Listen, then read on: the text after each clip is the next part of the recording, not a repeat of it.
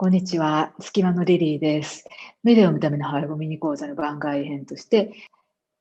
今日は Zoom オンライン講座のご紹介をしたいと思います。取り上げるメールはアロハオエです。まず、どんな教材をご用意しているか見ていただきたいと思います。毎回、ハワイ語の基本的なところをまずお話ししております。文系が分かってくると、ハワイ語のメールも読みやすくなってくるので、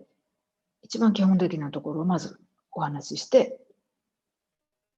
歌のエピソードをご紹介して、そしてメレのハワイ語をじっくり読みながら、どうしてこういう役にしたのかっていうところをお話ししつつ、メレを味わうという、そんな仕方で進めております。今回は The Queen's Songbook、この本を主に参照しております。妹のリケリケさんとある場所に旅した時のエピソードが背景にあるようなんですね。この男性とこの2人の間に起こった出来事にインスピレーションを受けて作ったのがアロハオエだとされています。そのあたりの歌の背景を知ってハワイ語を読んでみると、またメレが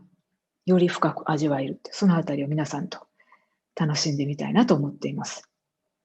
ズームオンライン講座のご案内は、隙間のリリーのハワイアンソングブック、私のブログの方で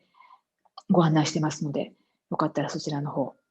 見ていただけたら嬉しいです。メディアのためのハワイ語ミニ講座番外編終わります。